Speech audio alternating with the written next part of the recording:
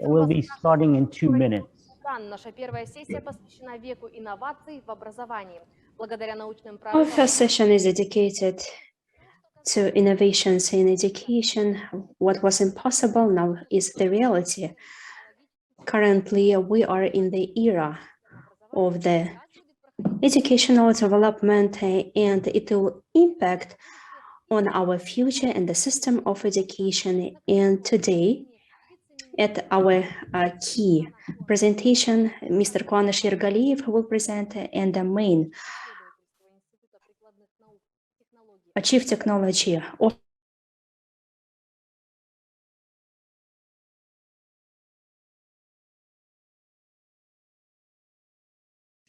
event. Let me first introduce myself. I possess over 30 years of combined experiences in research, consultancy, and education. I was a faculty member at the University of Hong Kong for nearly 20 years, where I have founded the University Center for Information Security and Cryptography. And currently, I'm the Chief Technology Officer at the Hong Kong Applied Science and Technology Research Institute, leading around 500 R&D professionals, many with advanced degrees, to innovate cutting-edge technologies for smart city application development, and to combat various challenges in Hong Kong and apply to mainland China as well as worldwide. Our expertise covers AI and big data analytics. This is very important.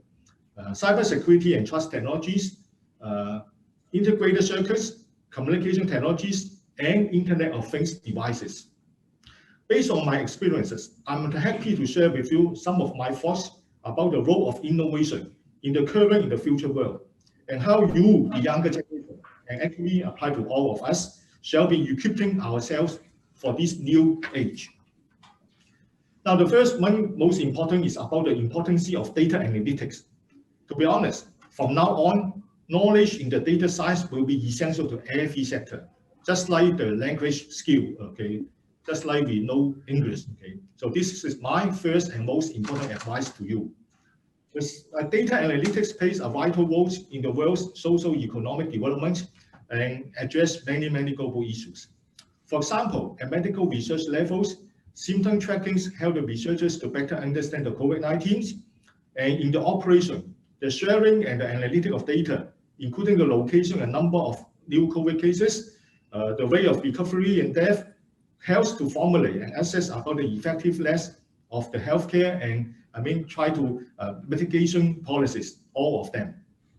And in general, okay, as for economic development, the research suggests that firms that use about the data exhibit faster labor productivity growth than those that they are not, by approximately 5 to 10%. So this is a big difference.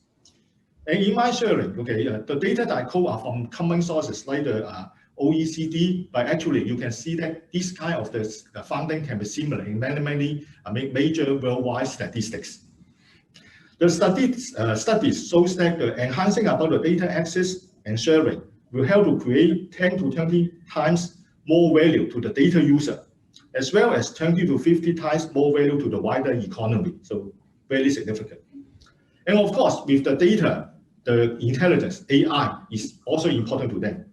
So it is like our cognitive learning and reasoning skill. Okay.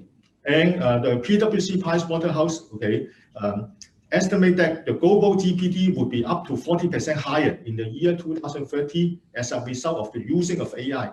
So in making it a very big commercial opportunities in the economy in the near future.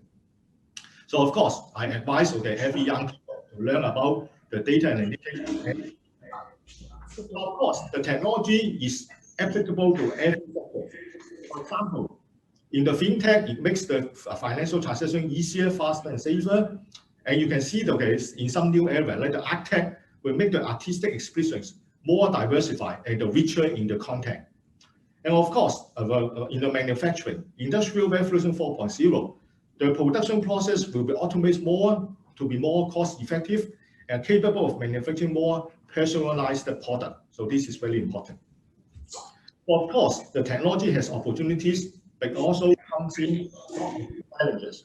For example, it is estimated that 40% of the job in the OECD will be a high risk of automation in the next 15 years. 1/3 of the job will see significant change in tasks, and the job loss will be centered to the people, performing the routine tasks. And also, there's an increase in the wage polarization, where the people equipped with the technology knowledge skills are more competitive and vice versa. So, the advice to the young people is you have to learn the technology. And at present, it seems that, okay, the people are well prepared for the changes. And the OECD's programs for the International Assessment of Adult Competence, okay, look into the matters in 33 countries and regions, so quite a very thorough studies. And 50% of the workers lacks the basic problem-solving skill needs in a technology-rich environment. And also, 20% of workers lack the basic literacy and the mathematical skills that provide the base for the future learning. And so in this case, it is expected that, employment rate will be increased in a short run. Of course, in the long run, the people will be able to shift to the new environment. But of course, this shift is, being attributed to continuous learning. So a lot of lifelong learning. So in fact, in the future, you may be doing jobs that you rarely come across today. For example, okay, you may be a smart home designer, or what we call a new profession, the algorithm-based auditor, to ensure automated process will be addressed about fairness and ethical issues. So there are new jobs types coming out. So within this all the changes, it is important for the young people to have this lifelong learning. So technology has been facilitating learning, so it is a good point. So later on, it's easier to learn new stuff because it is more interactive and more personalized. And so in this case, in the technology-driven future, you need to increase the breadth and the depth of your knowledge in the different skills. So what is the breadth, the depth? The depth, that means that you have to be a professional in some technical area. But of course, in the breadth means that you have to know about how to communication with people in other disciplines. And in fact, it is important for you to have to communication with people of knowledge from the other areas in social science or even business. So you need to be in depth and in breadth. And so in this case, with all this technology, it will be able to be, address about a lot of these global challenges visions. And for example, one of them is the climate changes. For example, okay, as my experiences in our organization S3, we have the third generation semiconductor technology, which helps to build what we call the direct current building solution. This one will save about 50 to 20% of power consumption in a building, and which is the buildings account for 65% of the overall power consumption. So technology will help our environment. And of course, this kind of the power saving is not only to the building, but it can be also applied to the rail transits, data center, and many, many other things. And of course, another important issue is addressed about the aging population. So this is a application area the young people will try to look into.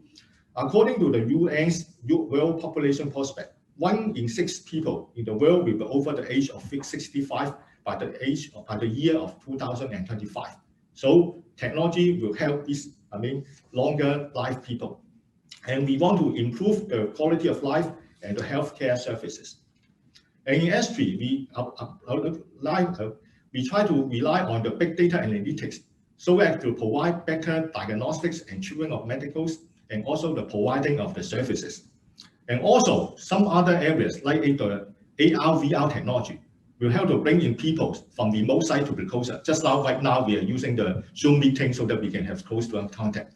So this will help the senior people to have the close contact with the world in the future. And of course, we also will be trying to apply to the safety of the autonomous driving. So let's say more senior people can be drive more safely over the road. So in this case, you can see that there are many, many opportunities. And of course, there are opportunities, but keeping up with the technology may not be easy. But I can ensure that it may not be easy, but it's very interesting, it's very rewarding. So what I can say is like this is, in here, we innovate now, and then together, all this will bring us to a brighter and smarter future. So this is the end of my speech. Thank you very much. Well, thank you. Thank you, Dr. Lucas. Thank you for a wonderful kickstart of our today's session. Добрый день, уважаемые друзья. Еще раз приветствуем Good вас. afternoon, dear friends. We welcome all of you at our Nobel Fest. We are starting our first discussion. Mr. Lucas from Hong Kong University of Applied Sciences and Technologies gave us a very good push start of our discussion, who showed that technologies more and more radical pushes on the system of education. It requires different new requirements for the ministries, leaders, state bodies that make the agenda of educational institutions. So that is why the first floor with welcoming a speech and the questions I would like to give to the Vice Minister of our Ministry of Education, of Mr. YERGALIEV. We have a very good relations with him. He is one of the first and probably one of the PhD doctors, the thinker from Harvard University. Mr. Kuanysh had been working as the provost of one of the competitive universities in Almaty. Технологическое давление в образовании начинает и давить на нашу систему образования. It is also affecting our educational system. As a rector, as a person who supervises statutory education as well, what are the 2-3 key measures today launched by our ministry to mitigate and compensate these big changes and pressure? And very simple question from me personally: digitalization and switch to distance learning last year due to COVID lockdown access, but still access to high quality devices are not still accessible. Still we have digital divide or digital poorness, when a lot of families were not able to provide access to digital resources and platforms. Is there some kind of a solution in Kazakhstan? As expert community, as high-tech community, we can do to support the ministry, to help the ministry to mitigate this problem? Kuanysh, the floor is yours. Thank you, Sayasat. Dear participants of the Nobel Fest, I prepared a presentation and I would like to show you. We don't have a lot of time, just 3-5 minutes, if we can quickly have an overview, and then we will provide the floor to our respectful speakers. I think I have some answers about the ministry's efforts, about your question. I would like to thank organizers of this event. It is a really great opportunity for our young people, for our students, pupils, to learn about new trends and innovations in the area of education and science. Today, we've talked a lot about pandemic, and we will probably be talking about it in the upcoming 3 to 4 years. We are facing big challenges. Traditional classic education in its previous view is not possible any longer. We've faced such a global problem as humanity for the first time, probably in the last century. It made us to reprioritize our policy, to rethink and reevaluate human capital issues. Can we go back and about the role of human capital? Now I would like to draw upon key challenges we face. First, the organization of education in distance, as a distance learner had to make us relaunch technical capacity, low technical literacy, provided additional challenges. Sayasat, you mentioned some technical issues, slow internet and so on, but digital skills of our teachers were another cornerstone we had to address very urgently and to improve situation. And number two, we had serious problems with organization and implementation of educational problems, educational process with lab and practical disciplines. Was question how to do that online, and also lack of educational content for online format for distance learning. As rector, we started launching media studios to train our teachers to record lectures, to upskill the media capacity. Number four, we had a problem with the scientific research and studies. It's very difficult to run studies and research online. Social humanitarian is more or less fine. It's a possibility, but for other disciplines, it was quite challenging. Next slide, please. For further development of the tertiary education will be focused on global trends. First of all, today, one of the key problems on the labor market was skills mismatch with the after graduating universities, as we call it, it's skills mismatch. In line with the latest studies, about 40 up to 60% of alumni do not work on their specialty. The problem is that sometimes students lack information about labor trends, about a labor market development. There were different foresight studies about projected demands in labor resources, and new professions are being identified, new specialties, profile is being developed for the competences of future employees. We can go to the next slide. Here, so basically this is your contribution, Mr. Sayasat. The key orientation here in developing educational programs will be the Atlas of New Professions, which actually demonstrated and illustrated new areas. Today, labor market says that knowledge in one area would not be sufficient enough to make an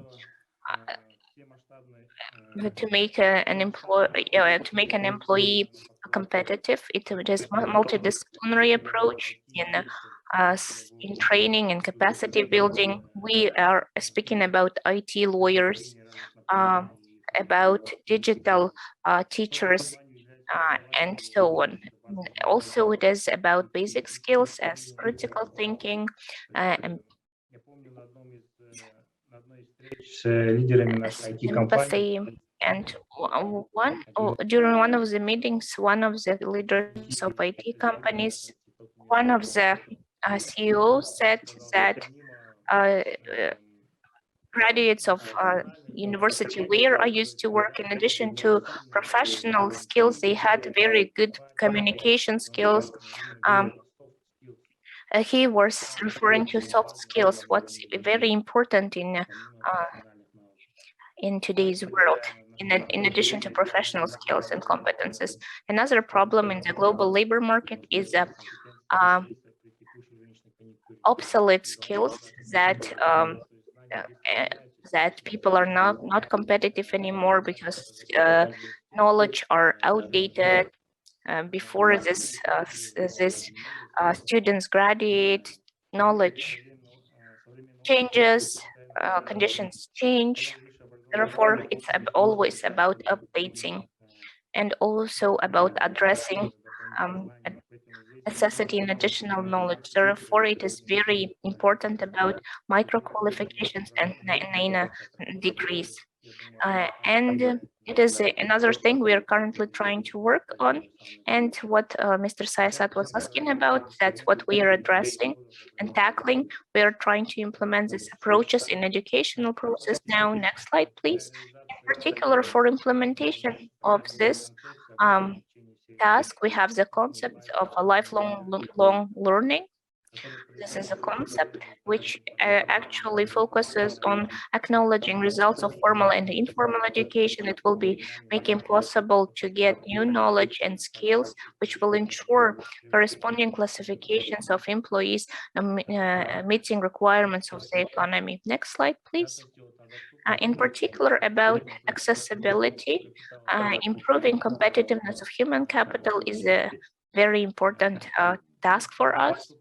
In terms of the accessibility of education, one of the mechanisms is improving and increasing the number of scholarships. We are planning to increase that by 50%.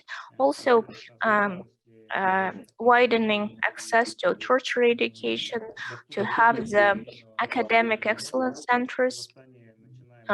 In terms of the accessibility of tertiary education, we are also focusing on this centers of excellence. We will have 20 universities, and on the basis of these universities, we'll have the centers of academic excellence.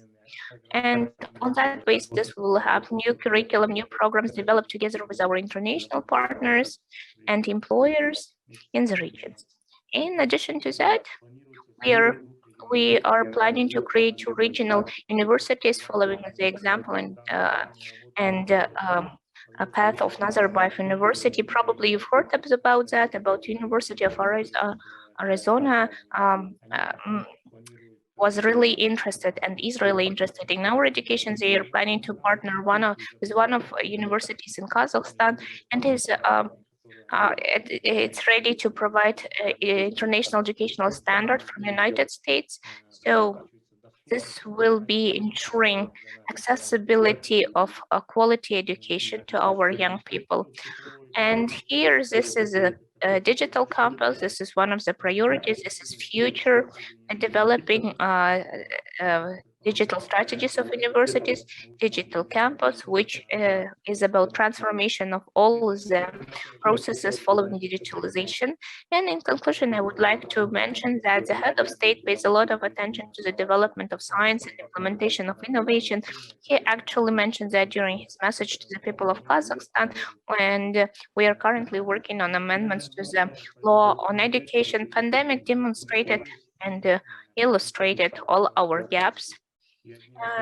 And one of the very vivid examples is probably that in a very short term, our Kazakhstani scientists developed vaccine, Kazvak, and currently this vaccine is going through the recognition procedure by international organizations. And I have a lot of acquaintances and a lot of people who actually got vaccinated with Kazvak, and they are very satisfied with the results. Impulse of the pandemic to tertiary and higher education will make us to implement our plans in the nearest time possible. Sayasat, I think I partially addressed all your questions. Thank you very much. Thank you, Kuanysh. Today, we also have 2 experts with us here today. Professor from Stanford University, Andrei Iskovits, in his very well-known triple helix model said that educational institutions should be in very close connection with business, with enterprises, should be very sensitive toward their requirements in terms of the changes of competence and skills models, and to update their curriculum in line with these requirements. And local government should be facilitating this process. Also, we have another big vendor, big company in Uzbekistan, Mr. Laziz Adkhamov. Laziz, can you please tell us, as a business representative, what kind of issues you can mention about the education? What kind of skills, what kind of competences in light of the business of your competitive environment should be first of all taken into account by educational institutions? Hello, thank you very much for inviting. Yes, what you've indicated, all these questions you've been mentioning, those are on our agenda. And one of the major barriers for implementing high technology, this is the lack of human capital, not preparedness. We are not always ready to transform. Particularly in digital transformation, it's a key thing is transformation, not the digital part. And as for the change agents, that's what we are missing. Institutions are not are not graduating exams. We don't have such educational programs.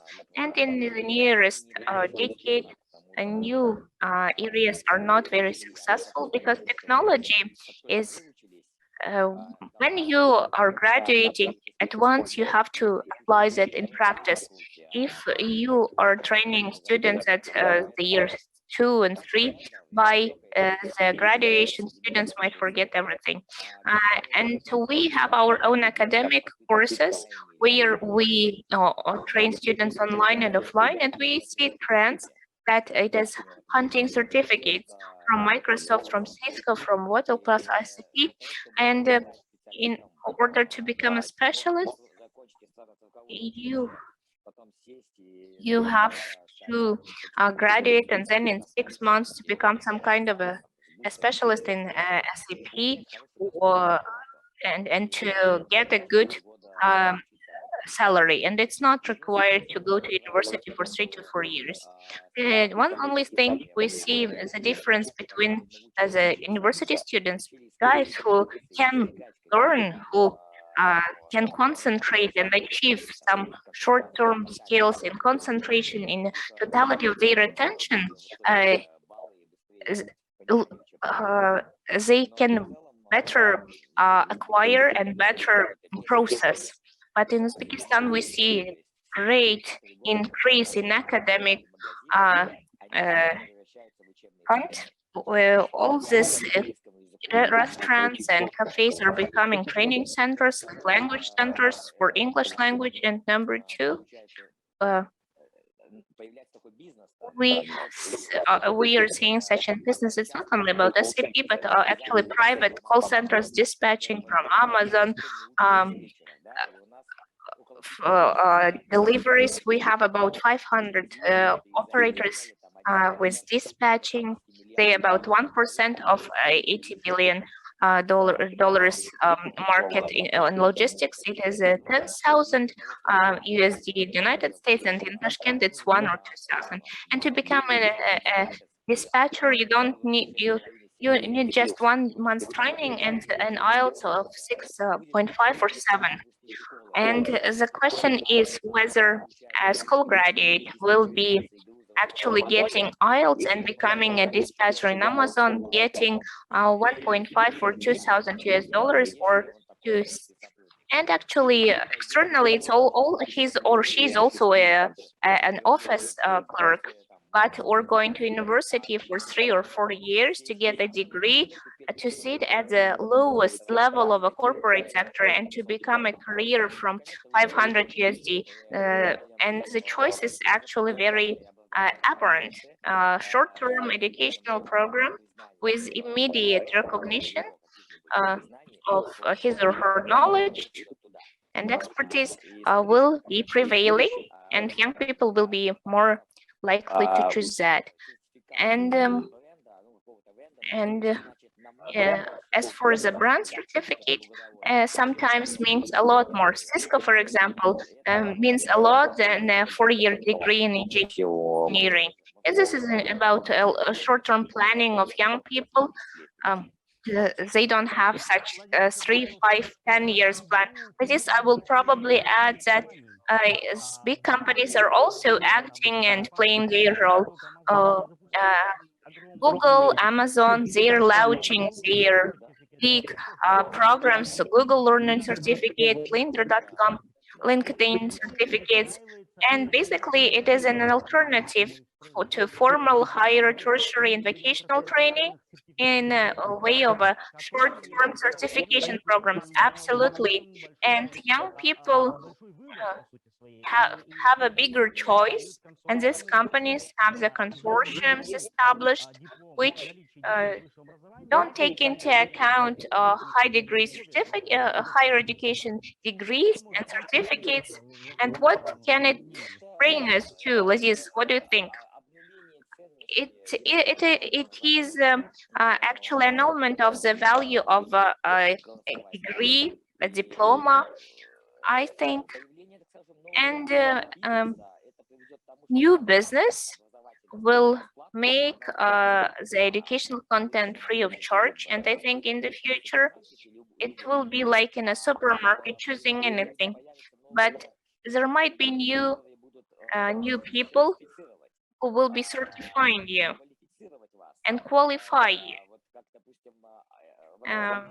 And in IELTS, for example, in English language, IELTS, this is a certificate about your language proficiency.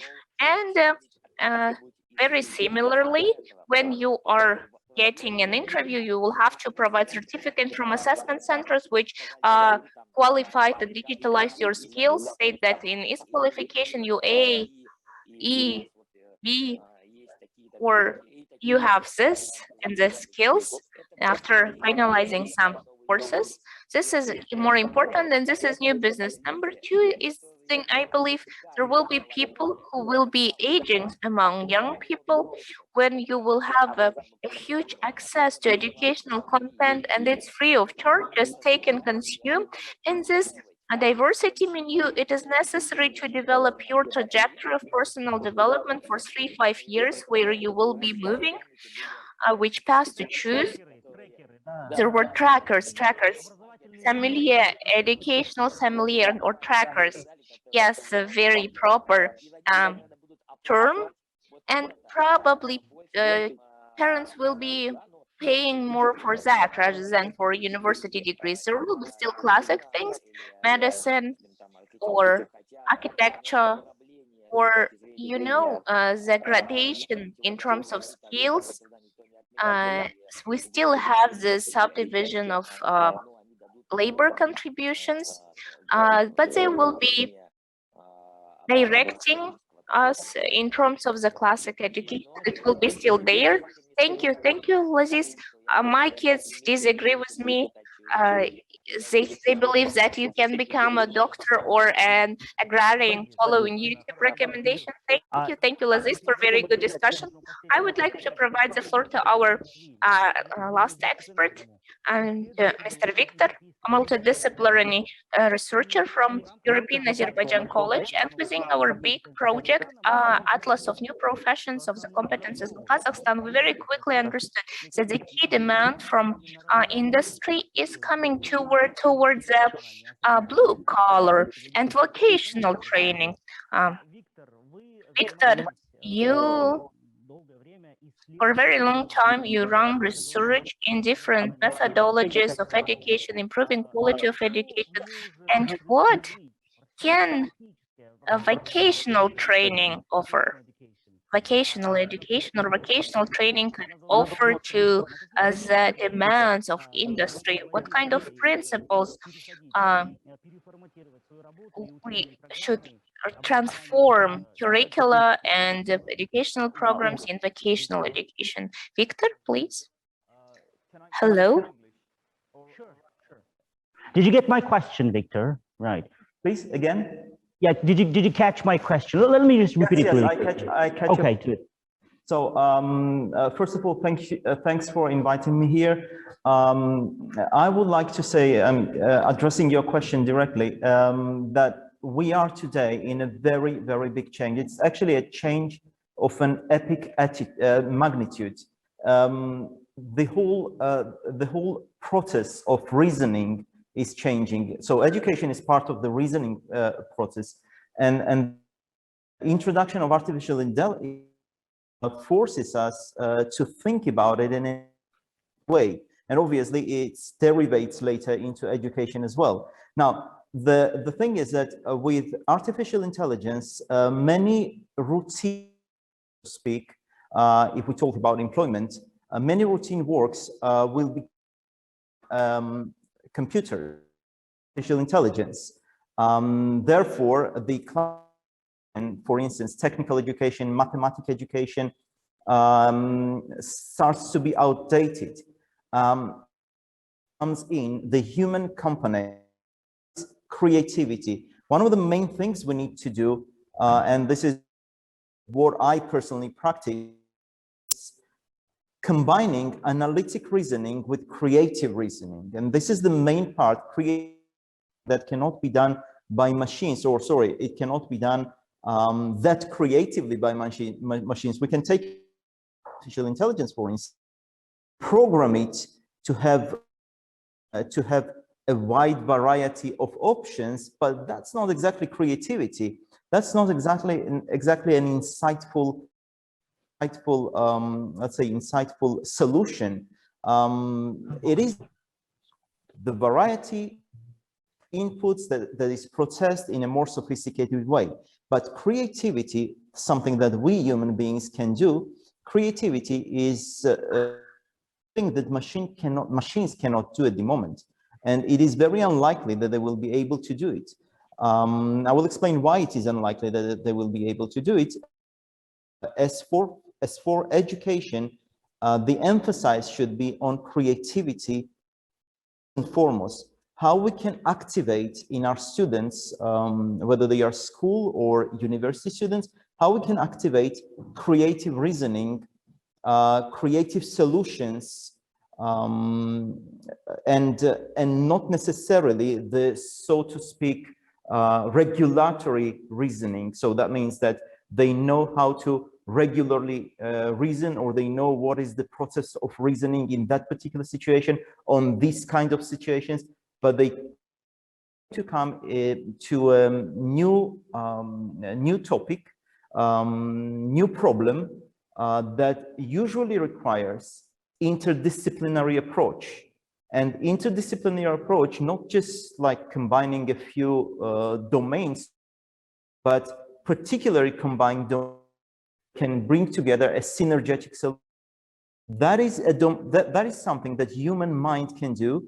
The question is how we cultivate that and how we educate our students to do so. Please. Thank you, Victor.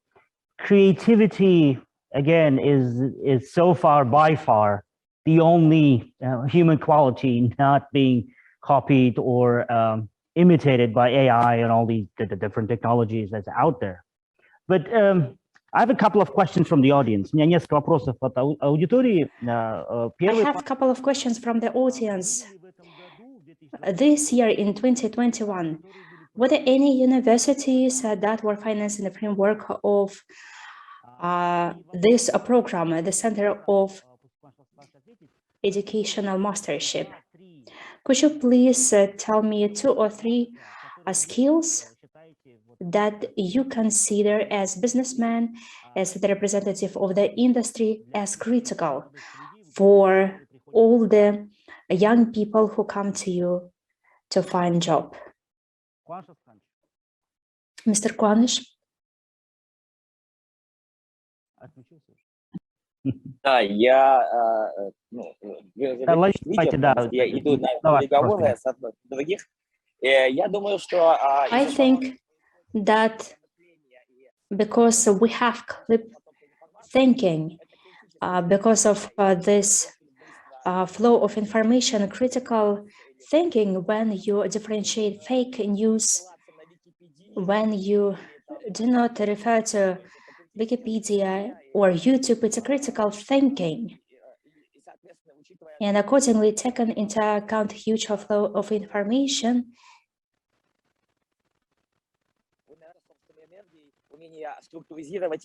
the skill to tune and to get their own thoughts.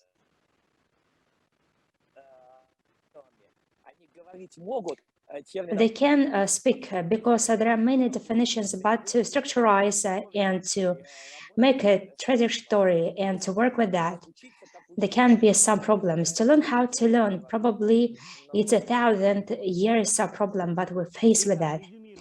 Okay, resuming critical thinking, structurizing information and logical or structural work with information, and the skill to learn further. Victor, I have a short question to you. Could you tell me, please, how we can teach creativity, because it's a critical skill for human survival at the labor market? How can we teach them, taking into account the logic of educational programs in average institutions that are very hard to teach creativity? First of all, I need to say that creative reasoning is the only way to learn is by practicing creativity. So, for instance, if we're talking about I suppose the best way is to integrate within the education program things like painting, things like design, anything students express their creativity, come up with new ideas, integrate new ideas, exactly the thing that we were talking beforehand, recreate reality or their vision of reality in a free way, in a free manner, without without being, without having a program how to do something, but just to find tools, whatever tools they have at hand. It can be a camera, it can be a brush, it can be Word or words, and then they try to recreate something interesting out of that. What we do by that is that we activate the creative reasoning. The most important thing about creativity is not in education, education and creativity itself. Product itself is important for me, and famous artists, they do paintings and photographs. It is put in. So this is what we call product. In education, about is not the product itself, but that the student created the recreation of his or her vision, the recreation of whatever they feel anxious about, or whatever they feel like willing, putting will, like you are willing to have something, and expressing your will is part of creativity that we don't do in, for instance, in normal sciences, in learning normal sciences. Now, don't underestimate normal sciences in no way, or a technologic education. Technologic education itself, as it is, we teach students, again, school doesn't really teach them how to come up with new ideas. What they teach is how to particular, with some skills, with some learned skills, how to perform something. That's not the learning how to learn. That is basically applying whatever you learned. And usually from university, you don't really come up as professional. It takes some time until you get professional. Okay. Well, thank you, Victor. We'll have to wrap up. Ну и, уважаемые друзья, последний вопрос. So can I add to this item? In London, I observed how they develop the creativity in the Great Britain when students learn modern arts and they are set an abstract composition. They need to make their own decision, and they are told that, for example, what they see in the square of Malevich or Kandinsky, they're all right. I think that the modern art is the key that can co-create together with the creator. So this is how they develop the creativity. They say that everything's possible. There is no such an event or activity, and I was so surprised when 10 years, 11 years kids described what they saw in the paintings by Kandinsky. Unfortunately, we do not have the modern arts museums where we can take the students and to create together with the creators. Thank you very much. We finalized our first session, and as for the questions, what kind of professions will be important, what kind of them will be in the future, we will answer these questions during next sessions.